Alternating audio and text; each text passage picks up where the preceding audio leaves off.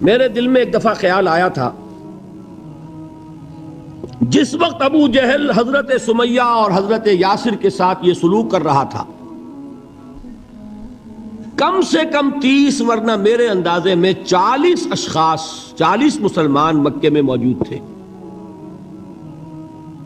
میرے دل میں اچانک ایک خیال آیا، کیا یہ بے غیرت تھے، بے حمیت تھے؟ انہوں نے اپنی بہن کو چھڑایا نہیں؟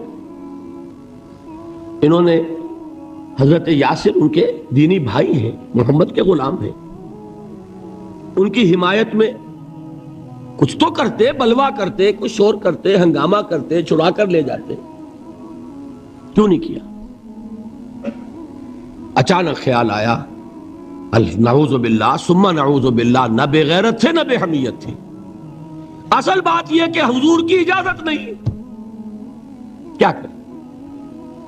خون کھول رہا ہے، سینوں میں جوش ہے، لیکن اجازت نہیں۔ یہ ہے ڈسپلن کی وہ تربیت جو محمد رسول اللہ نے دی۔ دیکھیے، جوش میں آ کے حملہ کرنا یہ اور بات ہے، خون کھول رہا ہو اور پھر اپنے آپ کو تھامنا یہ زیادہ مشکل کام۔ جب خون کھولتا ہے آدمی جو جان کی پرواہ نہیں ہوتی۔ بدر میں جو ہوا ایک واقعہ ایک دفعہ سن کر جھجری آتی ہے، لیکن واقعہ یہ ہے کہ جب جنگ کی حالت میں اشتعال ہوتا ہے اور خون کھول رہا ہوتا ہے وہ چیزیں آسان ہوتی ہیں۔ وہ جو 2 ٹین ایجرز تھے، نوجوان، جنہوں نے ابو جہل کو ہلاک کیا ہے، حضرت معاذ اور حضرت معوذ، انصاری 2 نوجوان، ان میں سے ایک کا واقعہ آتا ہے کہ ان کے ایک شانے کے اوپر تلوار کا وار پڑا، پورا شانہ کٹ گیا، بازو علیحدہ ہو گیا تقریباً، لیکن کوئی ایک تسمہ لگا رہ گیا، کوئی ایک ٹینڈن ہوگا، وہ جو ہوتا ہے سخت سا سفید سا، وہ کوئی لگا ہوا ہے، انہیں پرواہ نہیں ہے، وہ دوسرے ہاتھ سے لڑ رہے ہیں، لیکن یہ ہاتھ جو ہے یہ اب چونکہ قابو میں تو ہے نہیں، کنٹرول میں نہیں، مسلز کٹ چکے، تو یہ رکاوٹ بن رہا ہے۔ ان کے بارے میں آتا ہے اس ہاتھ کو اپنے پاؤں کے نیچے دبایا اور کھینچا اور پھینک دیا کہ یہ اس وقت میرے اس راستے میں رکاوٹ بن رہا ہے، جسم کا حصہ میرا۔ تو یہ بات بھی میرے نزدیک اتنی مشکل نہیں ہے جتنی مشکل یہ ہے کہ خون کھول رہا ہو لیکن چونکہ اجازت نہیں ہے لہذا کوئی اقدام نہ کیا۔ یہ زیادہ کڑا امتحان ہے، یہ زیادہ سخت مشکل ہے، اور اس کی تربیت دی محمد الرسول اللہ نے۔ ویسے میں نے 12 برس کہا ہے لیکن 8 برس کہنا چاہیے، اس لیے کہ مکی دور کے 12 سالوں میں سے 4 سال جو ہیں وہ صرف زبانی کلامی ایذا تھی، اور اس کا بھی ہدف تھے صرف حضور۔ وہ جو میں نے بتایا پاگل ہے، مجنوں ہے، شاعر ہے، ساحر ہے، ایک عجمی غلام اپنے گھر میں رکھا ہوا ہے، اس سے ڈکٹیشن لیتے رہتے ہیں، آ کے ہم پر دھوس جماتے ہیں، مجھ پر وحی نازل ہوئی ہے۔ یہ سب کچھ ہوا 4 برس تک، لیکن ہوا صرف حضور کے ساتھ کہ انہیں ڈی مورلائز کر دو، ان کی ہمت ختم ہو جائے، خود بخود یہ بات بیٹھ جائے گی بتاشے کی طرح۔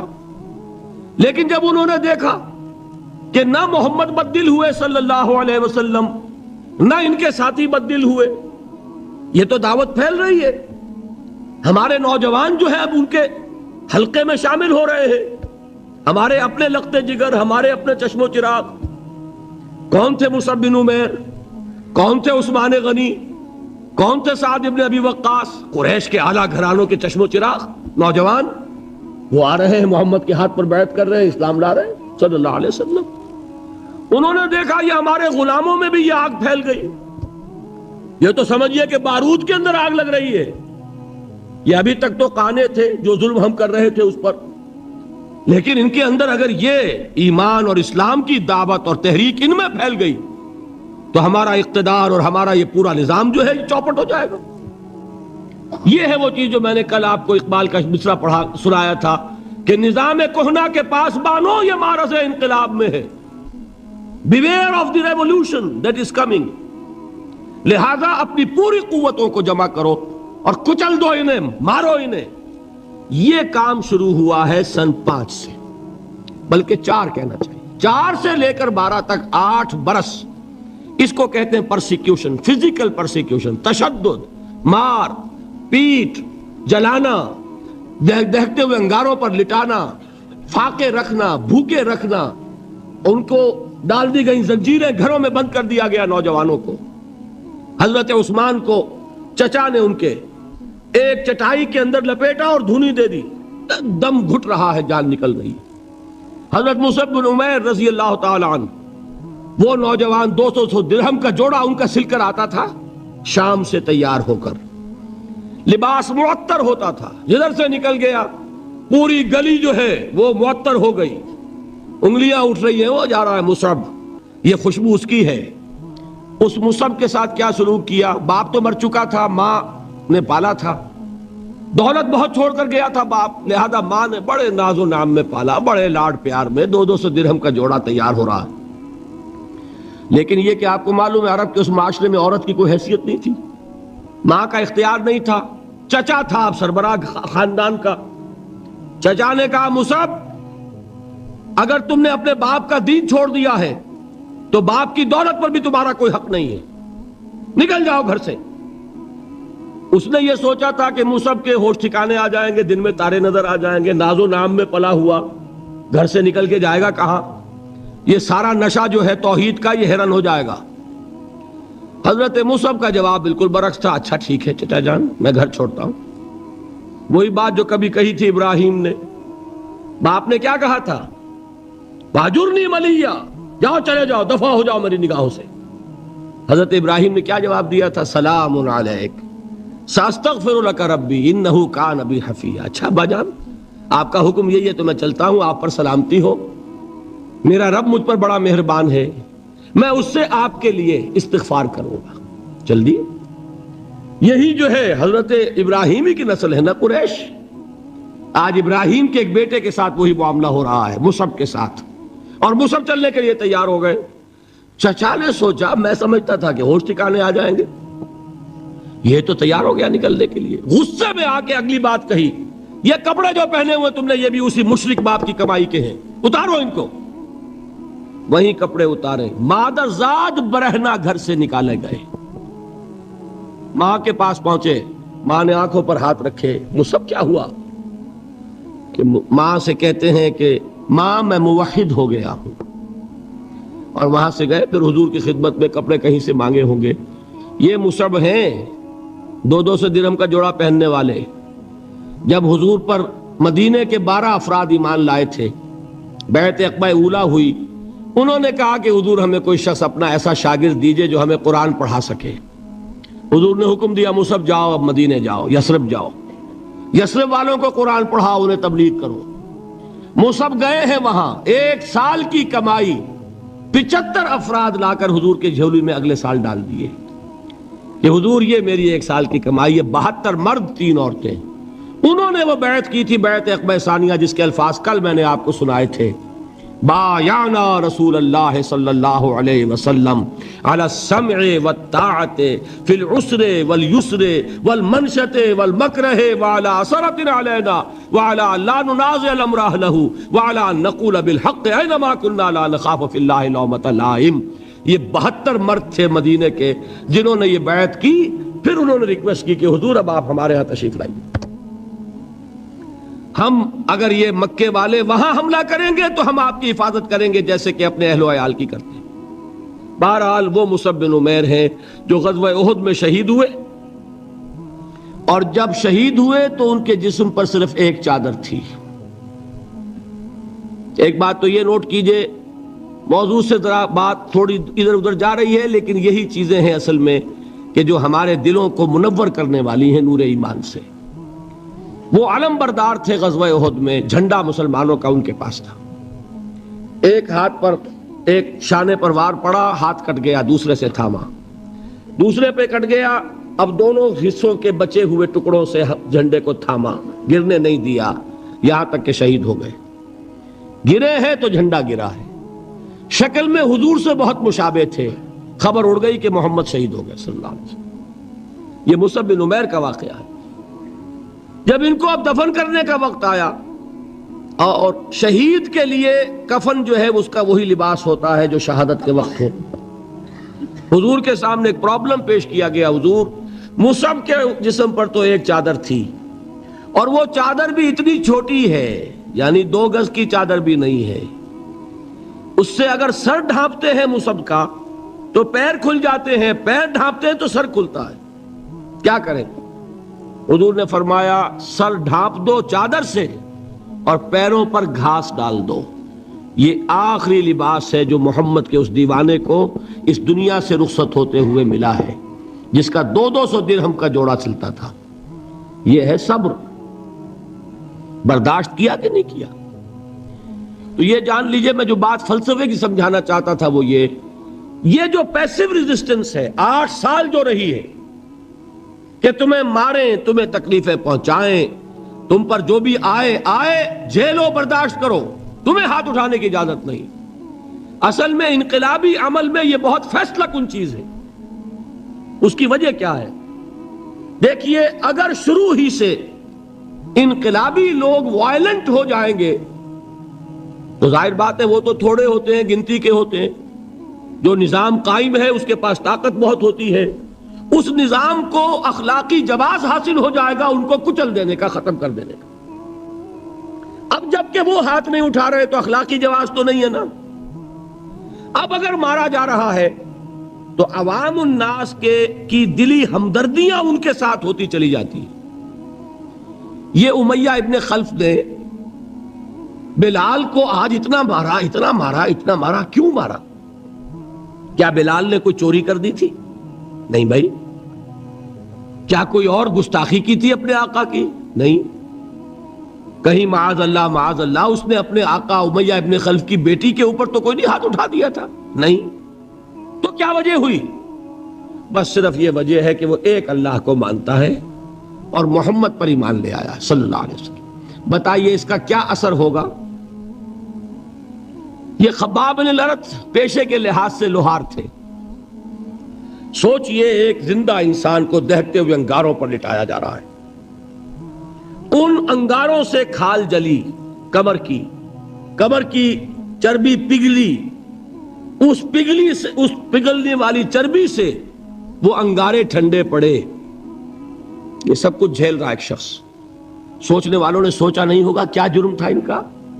تو بڑا شریف آدمی ہے، بہت اچھا کاریگر ہے، وقت پر کام دیتا ہے، مناسب اجرت لیتا ہے. یہ کیا ہوا؟ یہ کوئی جرم نہیں. جرم صرف ایک ہے، ایک اللہ کو مانتا ہے اور محمد کے دامن سے وابستہ ہے.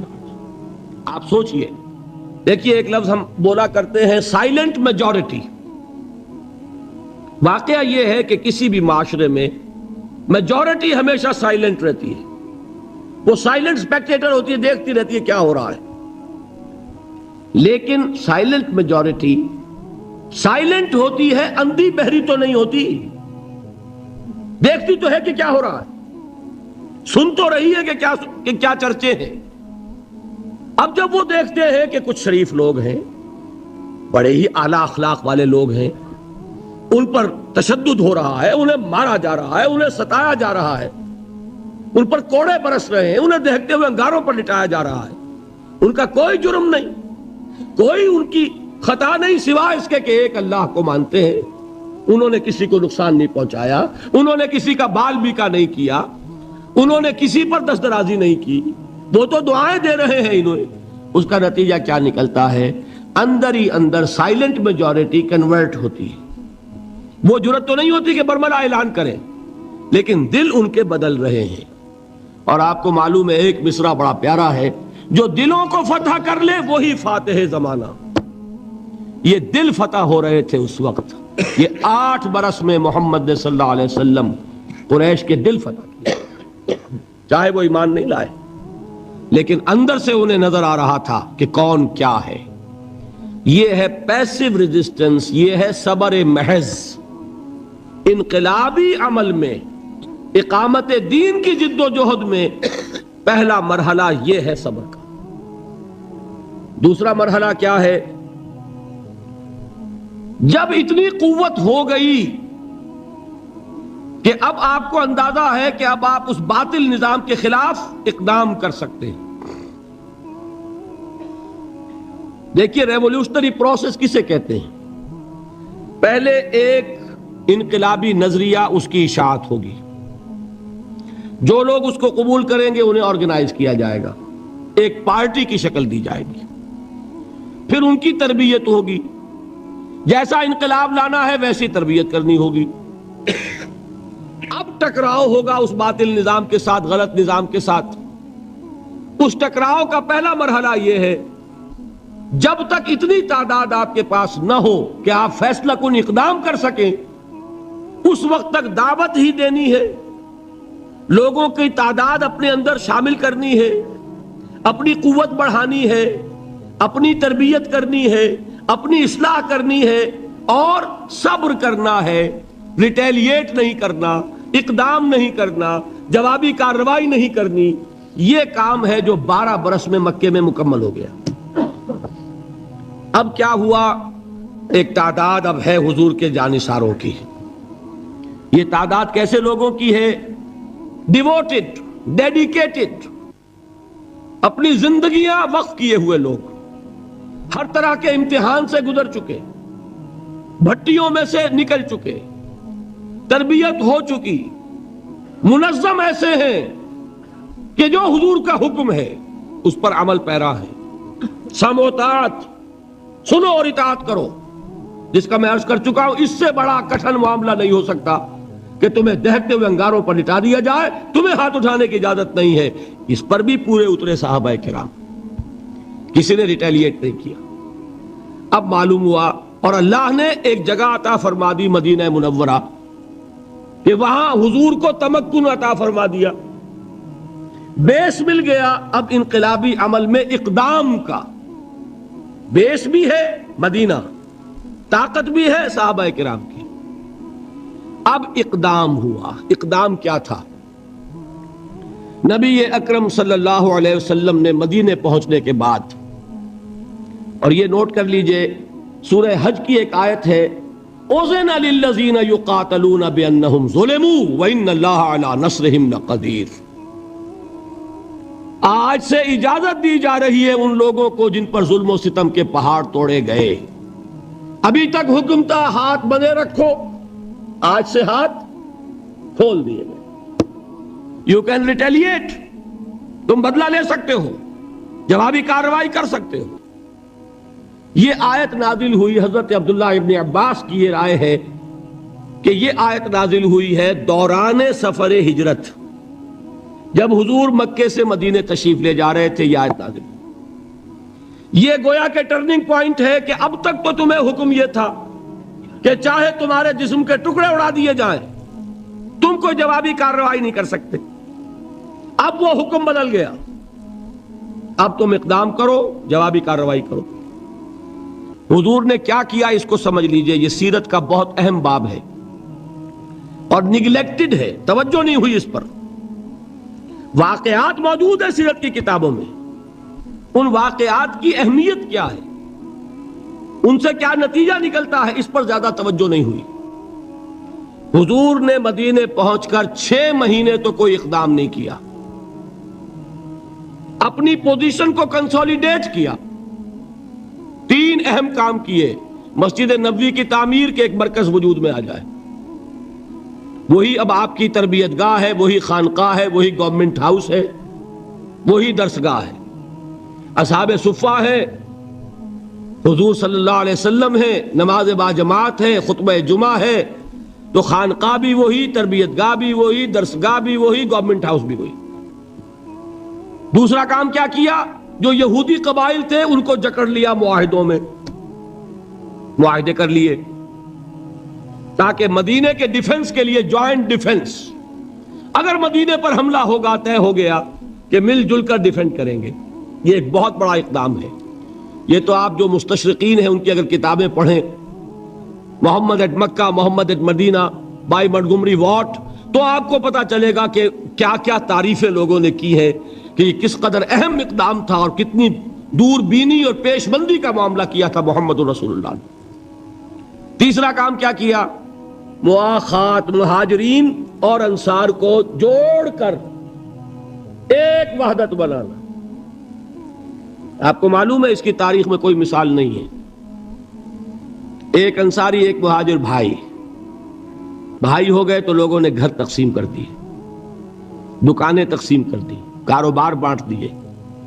یہاں تک واقعہ ملتا ہے کہ ایک انصاری صحابی اپنے مہاجر بھائی کو گھر لے گئے, فرمایا یہ میری 2 بیویاں ہیں, ان میں سے جو تمہیں پسند ہو اشارہ کر دو, میں ابھی طلاق دے دوں گا تاکہ تم ان سے شادی کر لو. میں یہ برداشت کرنے کو تیار نہیں کہ میرے گھر میں 2 بیویاں ہوں اور میرے بھائی کا گھر جو ہے وہ آباد نہ ہو. کوئی مغالطہ آپ کو نہ ہو جائے, کوئی غلط دلیل اس سے آپ نہ لیں. اس وقت تک پردے کا حکم نہیں آیا تھا, پردے کا حکم بعد میں آیا, وہ سن 5 میں آیا, 6 میں آیا, سورہ نور میں, سورہ احزاب میں. یہ تو 5 اور 6 کی صورتیں ہیں. یہ واقعہ ہو رہا ہے سن 1 ہجری میں, تو ابھی پردے کا حکم تھا نہیں, پردہ اس معاشرے میں تھا نہیں. گھر لے گئے سیدھے, یہ 2 بیویاں ہیں اور ان میں بھی چوائس تمہارا, جو تم پسند کرو. یہ 3 کام ہے انٹرنل کنسولیڈیشن, اور اس کے بعد آپ نے اب چھاپا مار دستے بھیجنے شروع کر دی. مکے کے خلاف اقدام, وہ اقدام کیا ہے جدید اصطلاح میں بات سمجھا دوں گا. 2 کام, political isolation of Quraysh and economic blockade of Mecca. حضور تشریف لے گئے, ایک قبیلے سے آپ نے معاہدہ کر لیا. وہ قبیلہ یا تو پہلے حلیف تھا قریش کا, اب حلیف ہو گیا محمد کا صلی اللہ علیہ وسلم. قریش کی آئسولیشن ہو رہی ہے اور حضور کی قوت بڑھ رہی ہے. یا یہ کہ ان کا بھی معاہدہ ہو گیا, ان کا بھی ہو گیا, تو نیوٹرل تو ہو گیا نا. یہ ہے پولیٹیکل آئسولیشن آف قریش. اور اکنامک بلاکیڈ کیا ہے؟ قریش کا کیا تھا ذریعہ معاش؟ تجارت. تجارتی قافلے کہاں جاتے تھے؟ شام. وہ راستہ گزرتا تھا بدر کے پاس سے, اور جاتے تھے یمن. وہ راستہ گزرتا تھا طائف ہو کر. حضور نے دونوں پر دستے بھیجنے شروع کر دیے.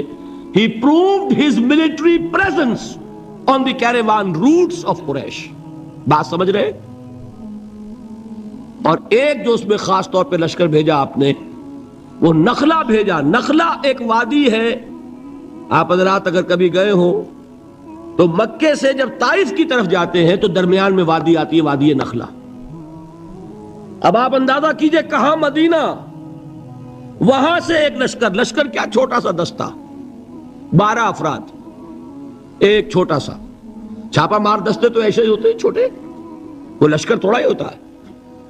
حضرت عبداللہ ابن جہش اس کے کمانڈر, انہیں ایک سیلڈ لیٹر دیتے ہیں حضور, مہر لگا ہوا, کہ مدینے سے 2 دن کی مسافت پر باہر نکل کر پھر کھولنا اس کو, اور جو اس میں لکھا ہوا ہے انسٹرکشنز جو ہے کیری آؤٹ کرو. اتنی سیکریسی.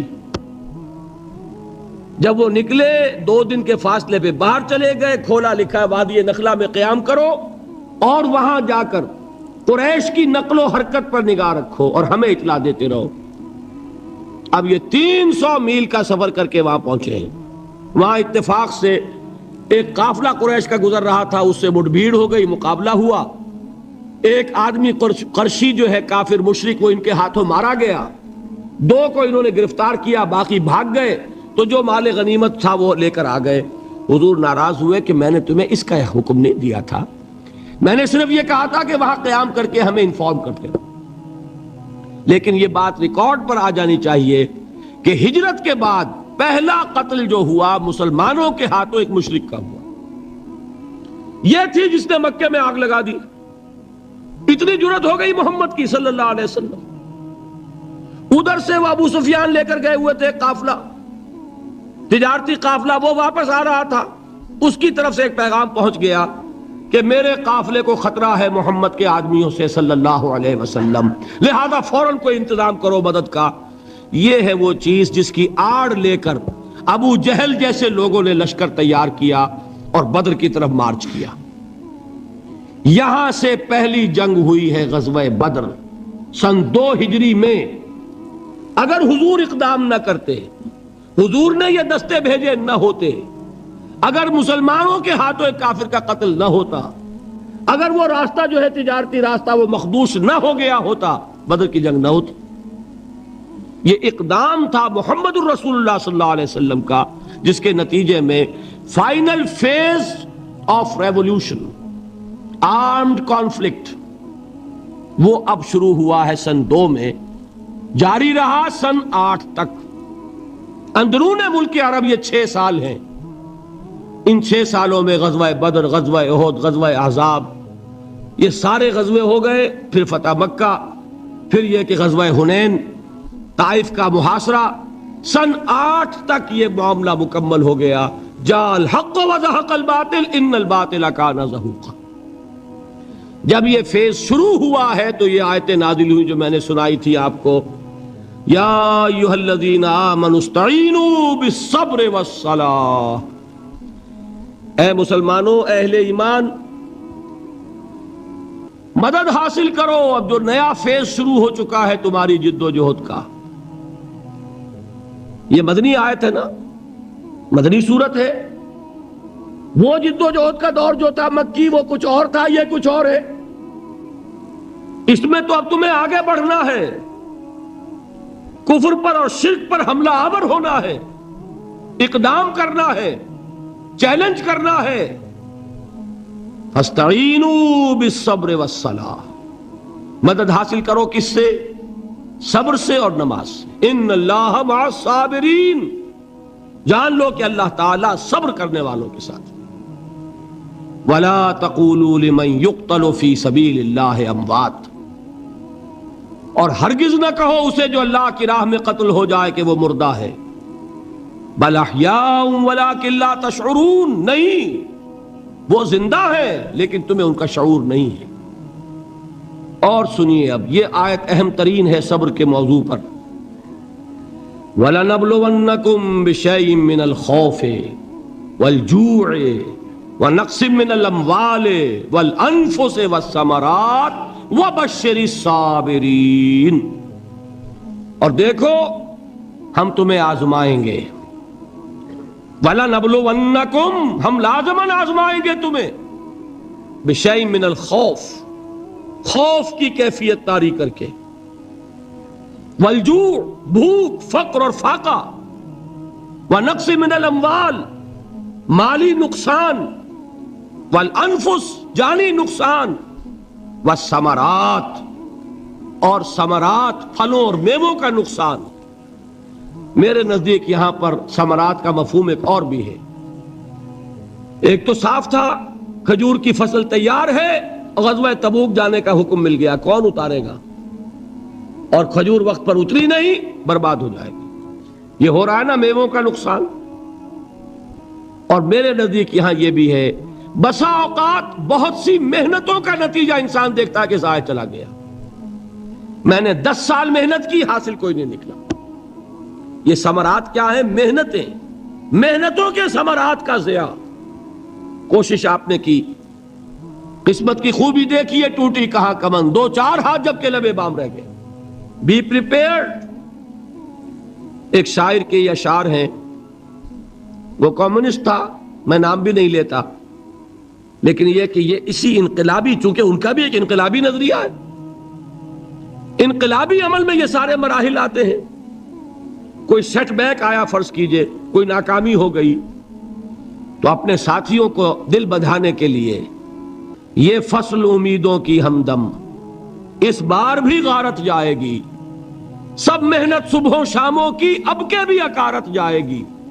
میرے نزدیک یہ ثمرات کا جو لفظ یہاں آیا ہے، وَنَقْصٍ مِّنَ الْأَمْوَالِ وَالْأَنفُسِ وَالثَّمَرَاتِ، سب محنت صبحوں شاموں کی اب کے بھی اکارت جائے گی۔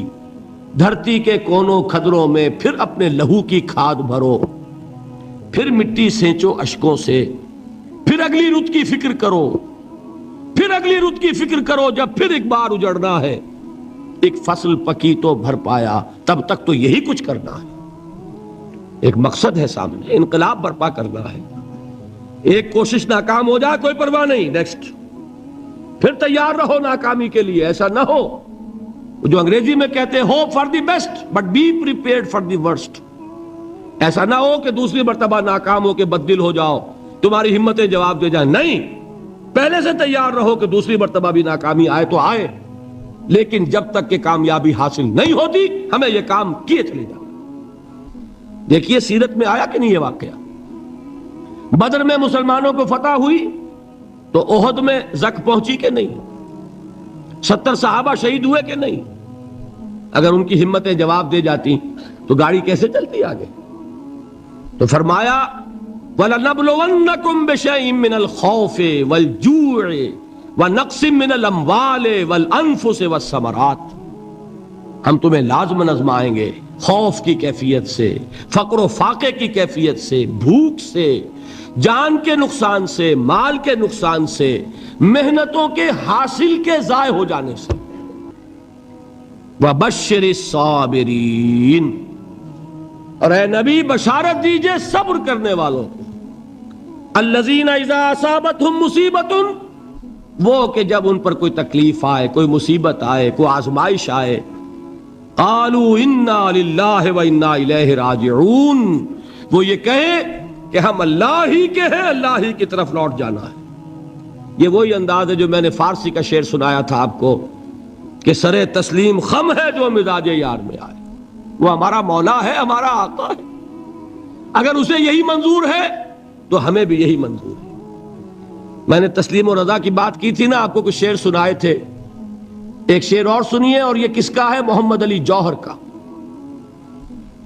ایک مرتبہ جیل گئے, ان کی ایک بیٹی جوان بیمار ہوئی, فوت ہو گئی. باہر چھوڑا انگریز نے, جاؤ بھائی دفن کر دو بیٹی کو. دوسری مرتبہ جیل گئے, دوسری جوان بیٹی اسی مرض میں مبتلا ہوئی. اب یہ جیل میں ہے, خبر پہنچی کہ دوسری بیٹی کے اوپر بھی اسی مرض کا حملہ ہوا ہے.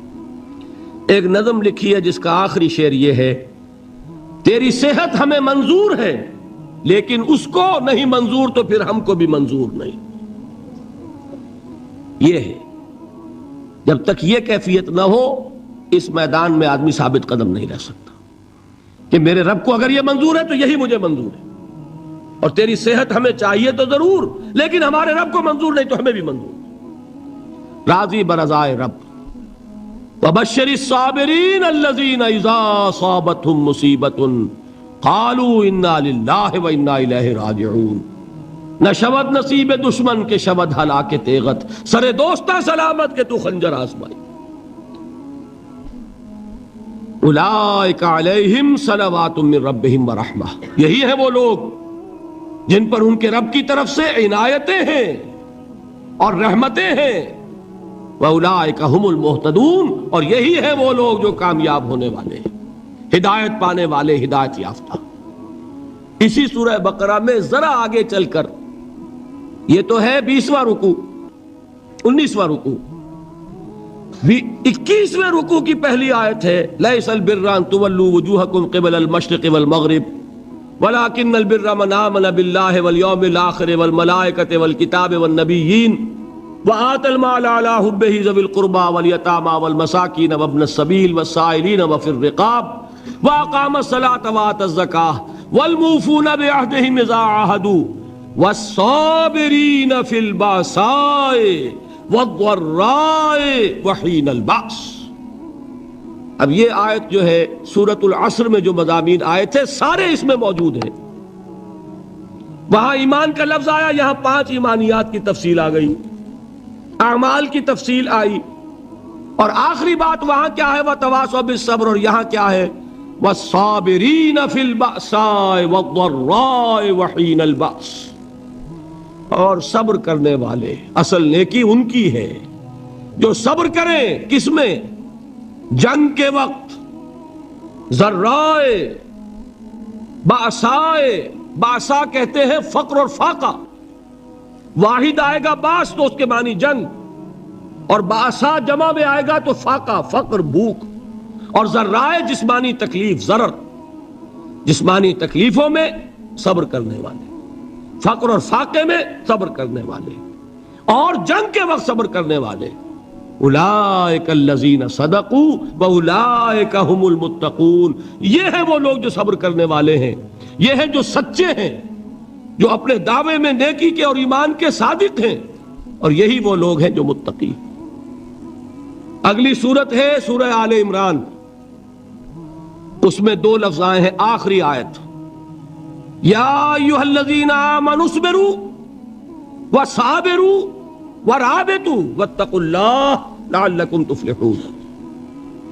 دیکھیے یہاں صبر اور صابر جو تعلق جہد اور جہاد کا ہے وہی ہے صبر اور مصابرت. صبر ایک طرفہ عمل ہے، آپ جھیل رہے ہیں، برداشت کر رہے ہیں. صبر علی المعصیہ، صبر علی الطاعہ، صبر علی الابتلاء، یہ سب کیا ہے؟ صبر. اور مصابرت کیا ہے؟ صبر کا صبر سے مقابلہ. یہ سورہ آل عمران اب وقت نہیں ہے، میں آپ کو سناتا اللہ تعالیٰ نے کیسے کیسے مسلمانوں سے کہا، مسلمانوں تمہیں زک پہنچی ہے تو انہیں بھی تو پہنچی تھی. ان کے 70 نہیں مارے گئے تھے بدر میں؟ ان کے حوصلے جو ہیں وہ تو پست نہیں ہوئے، وہ اگلے سال آ گئے تم پر چڑھائی کر کے. تم کیوں اتنا برا مان رہے ہو؟ تمہارے دل اتنے زخمی کیوں ہو گئے؟ تمہیں تکلیف پہنچتی ہے تو انہیں بھی پہنچتی ہے. اپنی غیرت جو ہے ہمیں ذرا اس کا جائزہ لینا چاہیے. لوگ باطل نظریات کے لیے کتنی قربانیاں دے رہے ہیں، لوگ باطل چیزوں کے فروغ کے لیے کتنی محنتیں کر رہے ہیں.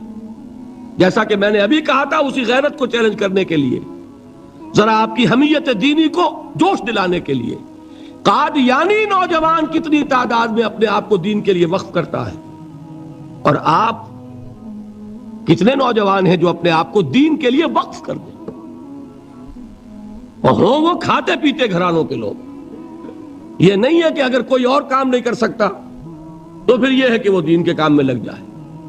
باصلاحیت لوگ، کھاتے پیتے لوگ، ذہنی استعداد رکھنے والے لوگ، اونچے گھرانوں کے لوگ، وہ وقف کریں اپنے آپ کو دین کے لیے. اس کے بغیر کیسے باہر آ جائے گی، کیسے رونق آ جائے گی؟ تو دنیا میں باطل نظریات والے جو ہیں، یہ بات کہی گئی ہے، مسلمانوں تم اگر توحید کے لیے لڑ رہے ہو، دیکھتے نہیں ابو جہل کو، اس نے گردن کٹوائی ہے شرک کے لیے، شرک کے لیے گردن کٹوائے، اور تم توحید کے لیے گردن کٹوانے کو تیار نہ ہو. اس نے گردن کٹوائی کہ نہیں کٹوائی؟ اور کس طرح کٹوائی ہے؟ جو کہ بڑا متکبر قسم کا، فرعون قسم کا شخص تھا.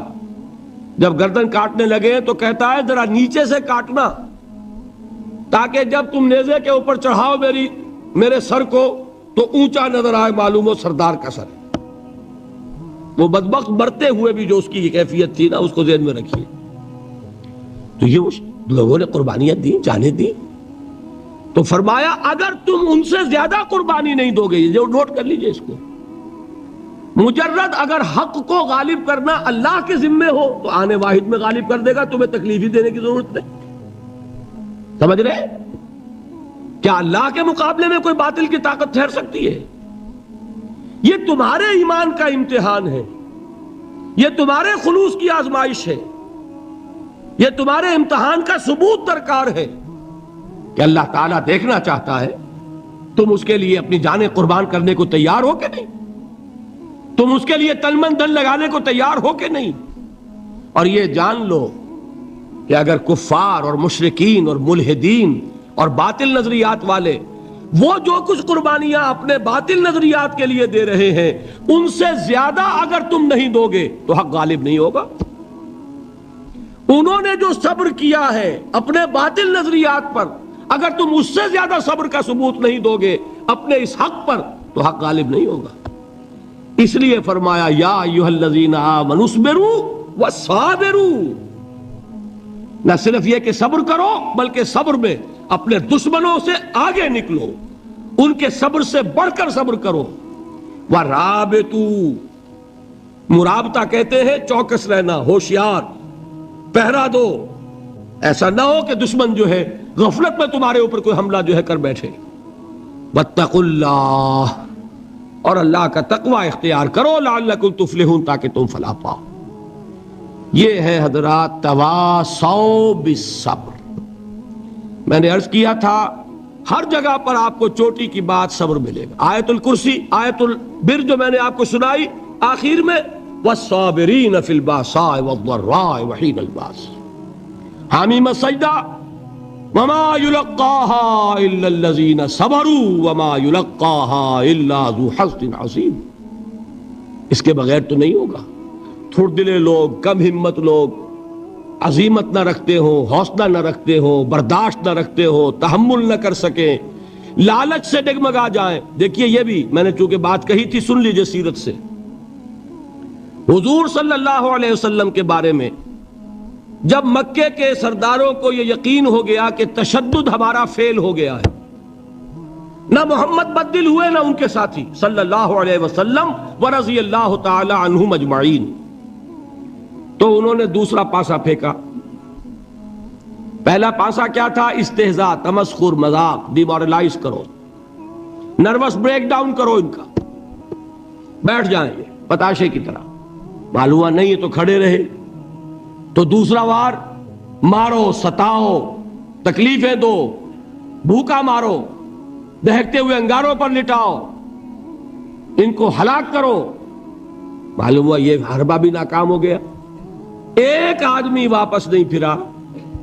ایک شخص کو بھی ہم اپنے اس تمام پرسیکیوشن سے نہ توحید سے ہٹا سکے، نہ محمد سے برگشتہ کر سکے صلی اللہ علیہ وسلم. بلکہ مرض بڑھتا گیا جوں جوں دوا کی. ان کے اعتبار سے تو مرض تھا نہیں کہ وہ تو بات آگے بڑھ رہی. ہم نے جتنا دبایا، وہ جو کہا ہے کہ اتنا ہی یہ ابھرے گا جتنا کہ دبا دیں گے، تو ہمارا دباؤ جو ہے وہ ناکام ہو گیا. تو تیسرا بار آیا تھا. وہ کیا تھا؟ سفارت آئی ابو طالب کے پاس. دیکھو ابو طالب، تمہارا بھتیجا جو ہے وہ ہمارے معبودوں کو باطل ٹھہرا رہا ہے، ہم تنگ آ چکے ہیں.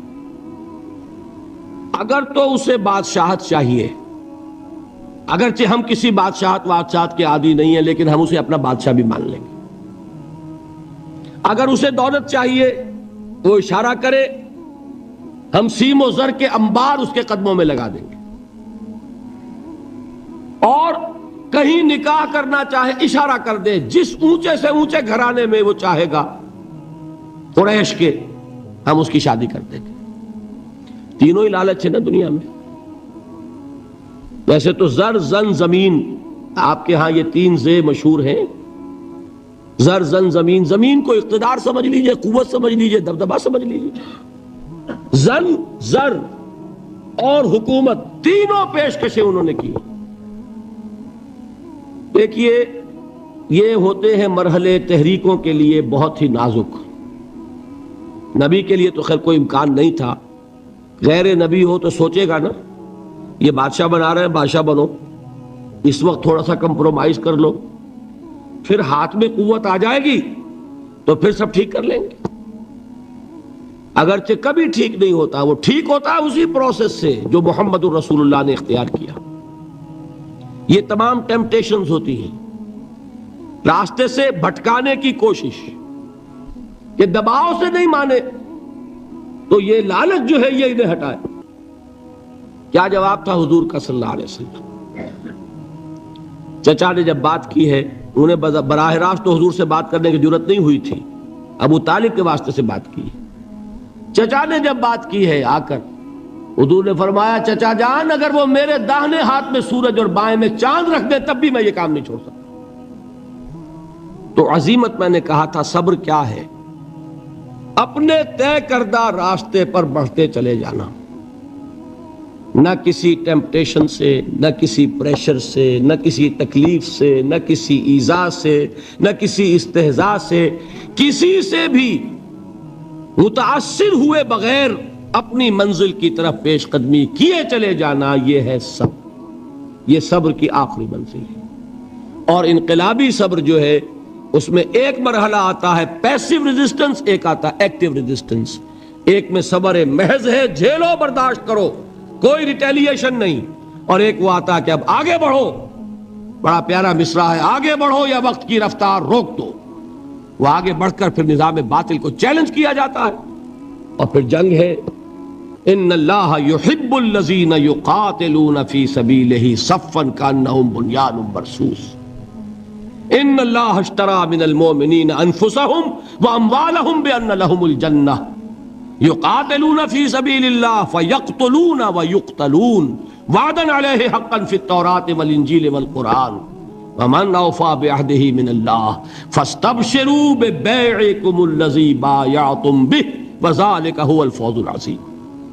اللہ نے اہل ایمان سے ان کے جانیں اور ان کے مال خرید لیے ہیں جنت کے عوض۔ نتیجہ کیا ہے؟ وہ جنگ کرتے ہیں اللہ کی راہ میں، قتل کرتے بھی ہیں، قتل ہوتے بھی ہیں۔ بدر میں 70 کو قتل کیا، مسلمان شہید ہوئے 13، 14ویں وہ تھے جو زخمی ہو گئے تھے، واپسی پر مدینے کے راستے میں ان کا بھی انتقال ہوا، 14 مسلمان ادھر 70، اور احد میں 70 صحابہ شہید ادھر 23۔ تلک الایام نداولها بین الناس، یہ دن ہے جن کو ہم الٹ پھیر کرتے رہتے ہیں لوگوں کے مابین، لیکن یہ کہ بد دل نہیں ہوئے، قافلہ بڑھتا رہا۔ اور غزوہ احزاب میں وہ شعر میں کل سنا چکا ہوں محمد کے جانثاروں کا، نحن الذین بایعوا محمدا علی الجہاد ما بقینا ابدا، ہم وہ ہیں جنہوں نے محمد سے بیعت کی ہے جہاد کی صلی اللہ علیہ وسلم۔ اب یہ جہاد، یہ قتال، یہ جنگ، یہ سرفروشی، یہ جاں فشانی جاری رہے گی جب تک جان میں جان ہے، یا تخت یا تختہ، یا اللہ کا دین غالب ہوگا اور یا ہم اپنی جانیں اسی کام میں اللہ کے حوالے کریں۔ اللہ تعالیٰ مجھے اور آپ کو اس کی توفیق دے کہ ایمان کے عملی تقاضوں کو پورا کرنے میں، اللہ کے دین کی دعوت کے لیے، دیکھیے تینوں لیول میں نے بیان کر دیے۔ پہلی سطح پر اللہ کی بندگی، خود اسلام، خود اطاعت میں صبر عن المعصیہ، صبر علی الطاعہ، اللہ کی اطاعت پر صبر، معصیت سے رکنے پر صبر۔ دعوت میں اپنے کیریئر، اپنے خوشنما مستقبل کا صبر، اور استہزاء اور تمسخر اور مذاق اور فقرے اور جملے جھیلنا، واصبر علی ما یقولون۔ انقلاب اور اللہ کے دین کو قائم کرنے کے لیے صبر، پیسو ریزسٹنس، ایکٹیو ریزسٹنس۔ ایک صبر محض ہے، ایک مصابرت ہے، ایک یہ کہ جھیلو، برداشت کرو لیکن ہاتھ نہ اٹھاؤ، اور ایک یہ کہ آگے بڑھو، باطل کو للکارو اور جان ہتھیلی پر رکھ کر میدان میں آ جاؤ۔ یہ 6 صبر میں نے آج آپ کو بتائے، 2 صبر ہیں ہر لیول کے۔ میں نے عرض کیا تھا کہ یہ تینوں لیول سامنے ہوں گے تو ہی مختلف چیزوں کے، جہاد کے درجات بھی تب سمجھ میں آئیں گے اور صبر کے مراتب بھی سب سمجھ میں آئیں گے۔ اللہ تعالی ہمیں جہاد کی توفیق عطا فرمائے اور صبر کی توفیق عطا فرمائے اور فیصلہ کرنے کی توفیق عطا فرمائے کہ میری زندگی کا مقصد تیرے دین کی سرفرازی، میں اسی لیے مسلمان، میں اسی لیے نمازی۔ دیکھیے جو 2-3 اعلانات ہوئے تھے ان میں میں چاہتا ہوں کہ وضاحت کر دوں۔ ہم نے یہ سوچا کہ یہ سوالات کے لیے جو ہم نے ایک نشست رکھی ہے، بہت کم لوگ اس سے استفادہ کر سکیں گے، لہذا یہ ترمیم کی گئی ہے کہ کل سے، جیسے آج بھی ہوا ہے، آج 2.25 گھنٹے ہو گئے، لیکن کل سے میں پابندی کروں گا کہ 2 گھنٹے سے کسی صورت میری تقریر زیادہ نہ ہو۔ اس کے بعد آدھا گھنٹہ، پونا گھنٹہ، گھنٹہ جو بھی ہوا، میں تیار ہوں آپ کے سوالات کے جواب دینے کے لیے۔ اس طرح یہ کہ اگر 1 گھنٹہ بھی ہم ایڈ کریں تو یہ 3 دن جو ہے 16، 17، 18، 3 راتوں میں 3 گھنٹے ہمارے ہو جائیں گے، تو میں اس کے لیے تیار ہوں تاکہ آپ حضرات استفادہ کر سکیں۔ لیکن اس میں درخواست کیا ہے؟ نمبر 1، آپ میرا امتحان لینے کی کوشش نہ کریں۔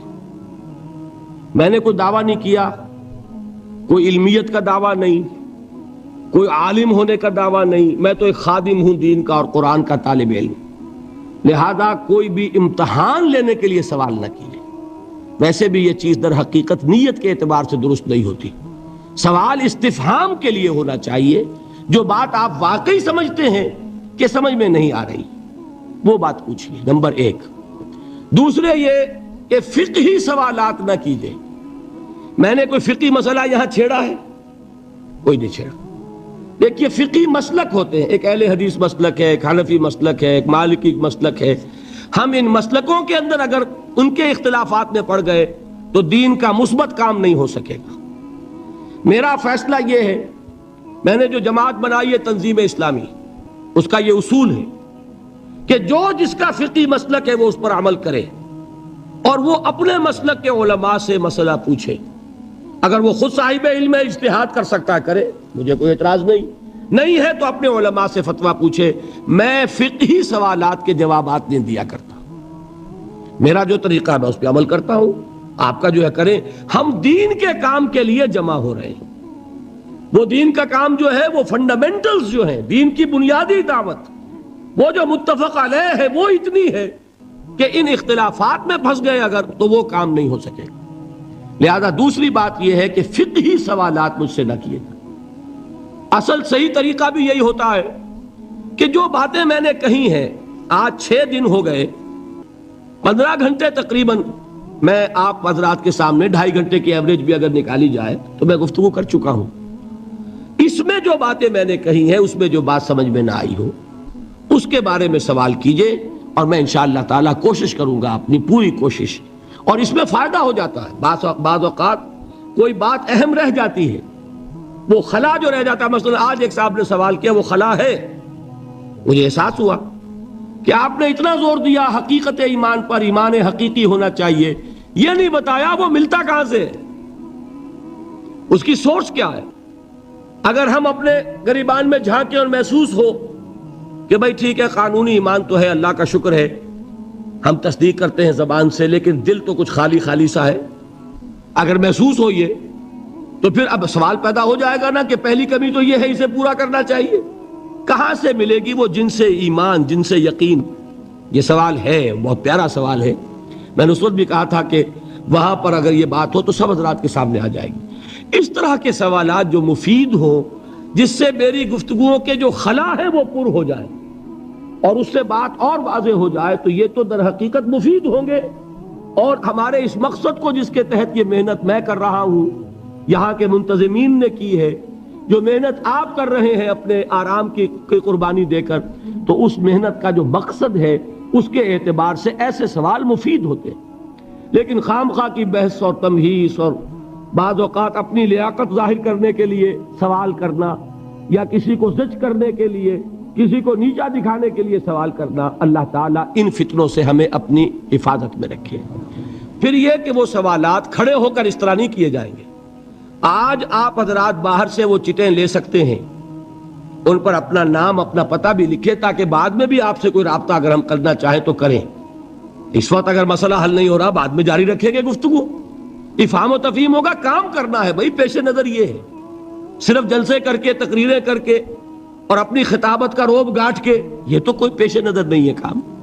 کام تو یہ ہے کہ لوگوں کے ذہن صاف ہوں، اشکالات رفع ہوں، پھر لوگ کام پر آمادہ ہو جائیں، جڑیں، ایک قوت بنے، حزب اللہ بنے۔ تو اس کے لیے یہ کہ تو بعد میں بھی سلسلہ جاری رہ سکتا ہے۔ تو نام پتہ اپنا دیں، اور خوب سوچ سمجھ کر مختصر ترین الفاظ میں سوال مرتب کریں۔ جوابی تقریر جو ہے اس پہ لکھنے کی کوشش نہ کریں، سوال لکھیے۔ تو میں انشاءاللہ تعالیٰ کل سے ہی کوشش کروں گا، 1 گھنٹہ روزانہ اس کام میں لگانے کے لیے تیار ہوں، لیکن یہ کہ اب آپ اپنی ہمت دیکھ لیجئے۔ باقی یہ کہ وہ بھی نشست رکھیں گے اس روز، آخری جو باتیں رہ جائیں گی وہ پھر انشاءاللہ 19 کی صبح کو کوئی 9 بجے سے لے کر اور 11 ساڑھے 11 تک 2-2.5 گھنٹے اس کا بھی انشاءاللہ انتظام کریں گے۔ لیکن کل سے یہ سوالات جو ہیں اس کے بعد، تقریر کے بعد، اس کا بھی سلسلہ شروع ہو جائے گا۔ تو اس کے لیے میں نے یہ گزارشات کی ہیں، ان چیزوں کو سامنے رکھ کر۔ اور ایک بات جو کہی تھی میں بھی کہنا چاہتا ہوں، یہ دیکھیے، یہ آج 6واں دن ہے، اور واقعہ یہ میں نے پہلے بھی کہا تھا کہ میری بڑی ہمت افزائی ہوئی ہے اس ذوق و شوق کو دیکھ کر کے جس کا آپ نے ثبوت دیا ہے۔